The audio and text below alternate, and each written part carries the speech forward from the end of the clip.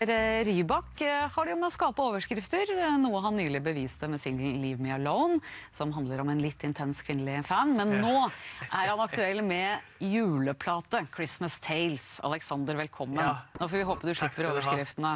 Ja, det er jo... jeg føler at jeg har liksom ansvar overfor Dagbladet og VG og sånn, og være litt provoserende av og til når det virkelig er sånn agurktid. Ja, vi får se hva du klarer med julestoffet da. Nei, jeg har ikke lyst til det i det hele tatt. Det er ikke alt som skal være så kommersielt. Altså, det jeg brenner for mest, og det jeg faktisk jobber mest med, det skjønner jeg at det kommer aldri til å bli noe sånne der svære overskrifter og masse sånn kommersielle ting over det, fordi det er litt mer sånn jordnært da. Det er ikke popmusikk som jeg jobber mest med. Det er jo sånn som julealbumet mitt, det har jeg jobbet med i sånn 4-5 måneder og skrevet noter og arrangert for storband og strykere. Det er det jeg brenner for. Jeg må si jeg er kjempestor fan av deg da. Ja, nei, så hyggelig. Jeg fulgte med hver episode med Otto Jespersen og... Torsdagsklubben? Ja, det var Torsdagsklubben, ja. Det fulgte jeg masse med på. Veldig hyggelig. Nå skal vi ikke snakke om meg da. Jo da, naboen min blir kjempeglad hvis jeg får autografer etterpå. Men du, ja, det skal du få, hvis jeg får din. Men nok om det. Er du et julemenneske? Absolutt. Det er kanskje den siste tradisjonen jeg har igjen her i livet. Jaha? Alt annet har jeg på en måte forkastet, fordi det er så mye... Vi lever i en verden hvor det ikke lenger er mulig å ha noe tradisjoner nesten, fordi det er så mye nytt som skjer, at man kan ikke si noe for sikkert lenger, fordi plutselig så får man nye tilbud, og man får lyst til å gjøre det, og vi tør ikke lenger å si at dette her, altså typ sånn buddhismen eller sånn, en eller annen religion som er sånn, det er det som er greia, for vi vet at om en uke så får vi en app som overbeviser oss om at det er noe annet som er bedre. Altså. Så det er nesten ikke noe igjen av det faste i livet til noen av oss. Men jul nesten. holder du på? Ja, det er virkelig det eneste jeg har. Hvordan er jul hos deg? Vet du hva? Uansett om jeg får noe sånn her milliontilbud et eller annet sted, eller om jeg har kjæreste, eller om... pappa har blitt invitert til sånn fjerne slektninger, uansett hva vi får tilbud om. 24. desember er vi bare oss 3. Så har det vært noen bikkjer innimellom. Men vi har en fantastisk hund som heter Cindy, så vi er 4 nå da. Ok, men er det ribbe? Ja. Hva annet må du ha for at det skal bli jul? At vi gir. Altså, jeg tror virkelig man får julestemning av å gi. Hvis det er noen som merker at oi, nå begynner det å nærme seg julaften og enda ikke fått denne julestemningen, jeg tror det er tipset også. Gi, så får du tilbake.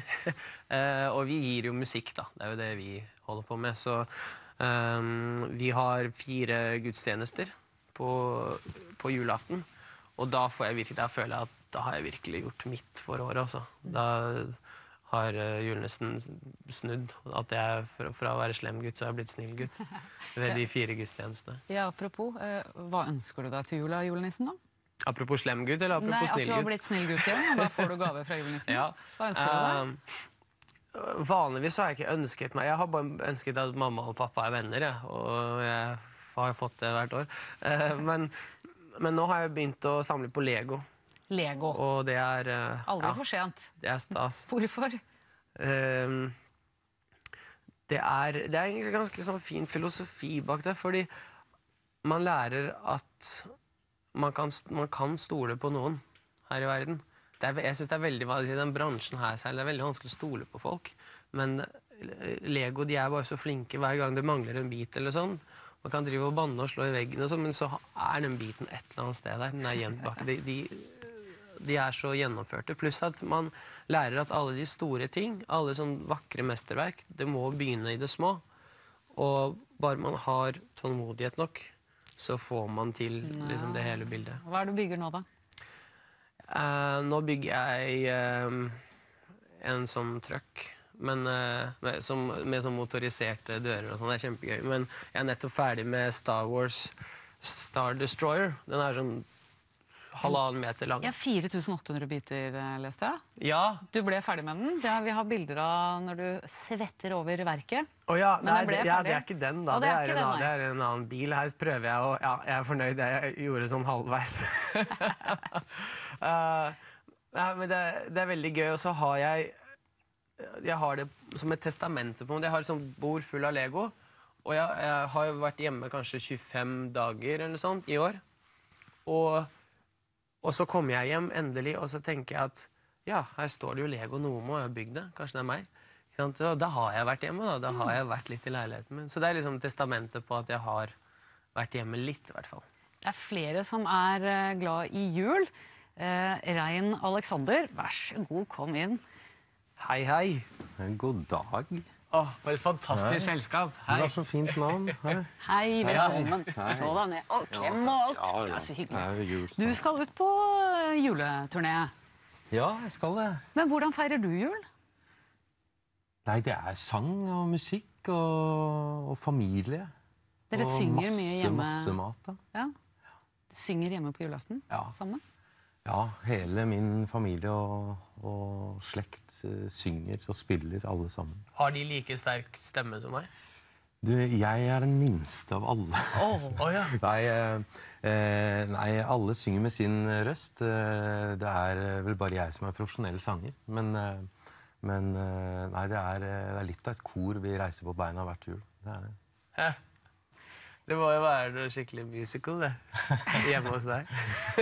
Du underholder hele nabolaget, antageligvis. Ja. Men vi har jo nytt deg i høst. Du har briljert i Stjernekamp. Det har vært fantastisk å følge med på.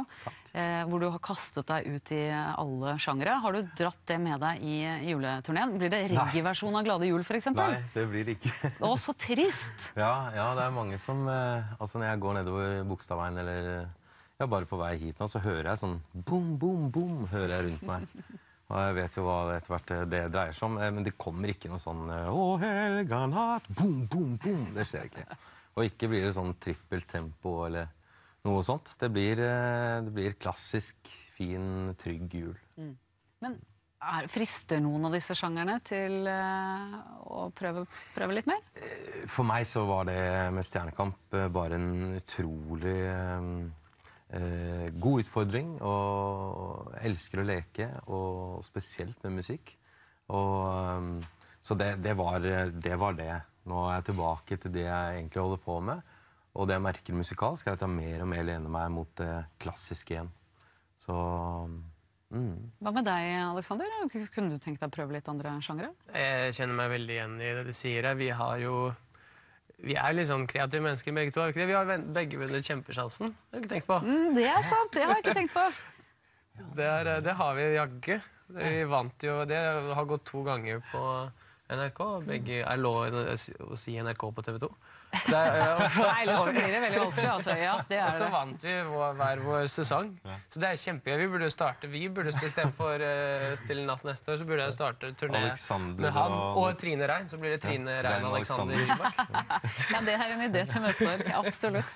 Men Rein, jeg har bare lyst til å snakke om noe annet enn jul med deg, fordi jeg så du ble lurt på Kompani Karlsen, og det var også hysterisk morsomt. Du må jo være verdens mest tålmodige mann. Ja, det er fortrengt det. Nei, vi skal få et gjensyn, men først må du... Jo, men du må forklare oss hva som skjedde. Hva var greia? Bare en sånn kort oppsummering. Det er helt sant, dette var jeg ikke forberedt på, dette hadde jeg glemt. Ok. Nei, det er litt blandede følelser her, fordi musikk er livet mitt, og det å få en break, som for eksempel Kjempesjansen, som du nevner, eller å få en stor rolle, som jeg fikk i Le Miserable. Det er sånne store milepæler i livet. Og her ble jeg også forberedt på at jeg ble kontaktet av en produsent fra utlandet som kom fra liksom,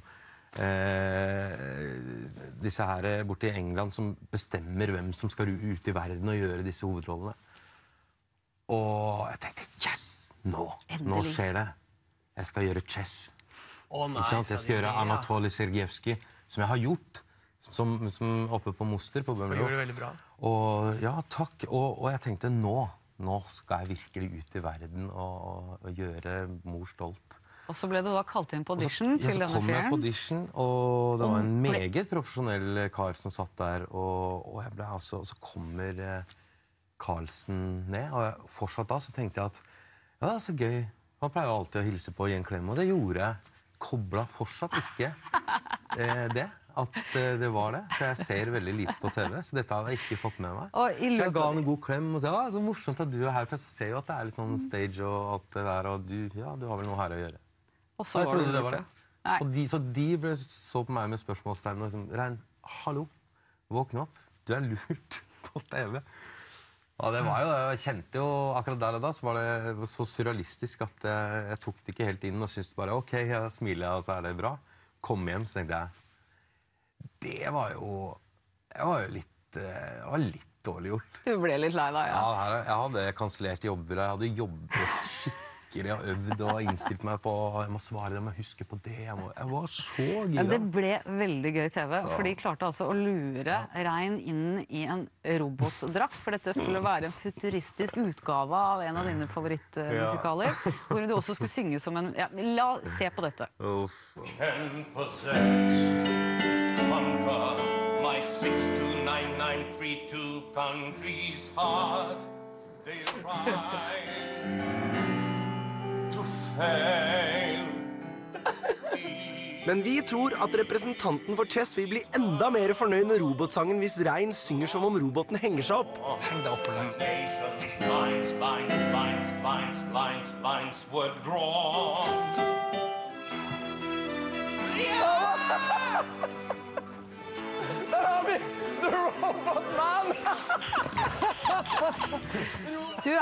Man ser det ikke her, men du altså, fremstår som verdens mest tålmodige og medgjørlige person. Er du det?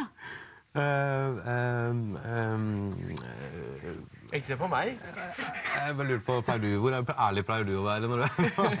Jeg er godt oppdratt, og jeg gjør mitt ytterste for å være hyggelig og høflig og medgjørlig. Det skal mye til for å trekke opp meg. Det er helt tydelig. Rein, nå løper tiden fra oss. Tusen takk for at du kom, og god turné. Alexander, du skal spille for oss fra den nå. nye... Gjerne nå, Gjerne. hvis du vil det.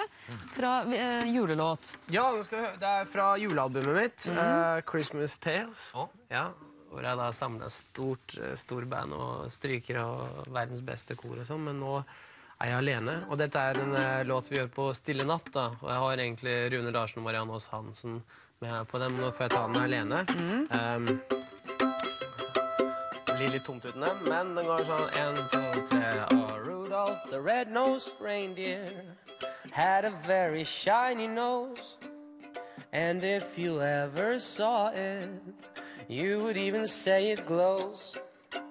All of the other reindeer used to laugh and call him names, would not let poor Rudolph play in any reindeer games.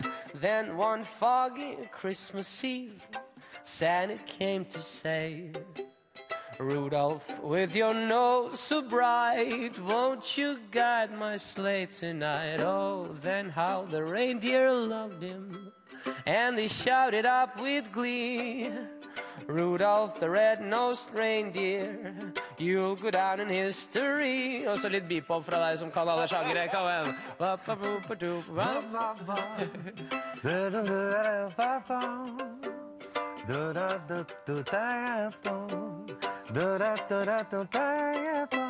Ja! All right. Men ta den der på Du konserten vet den Rein Alexander Rybak. Kan ikke det? Ja, ta den på konserten min. Frogner kirke 28. november. Så er du med på Stille Gjengen natt. bak her kan antageligvis kose seg i timesvis. De får ikke gjøre det i sofaen vår, for der skal vi snart få inn noen andre gjester.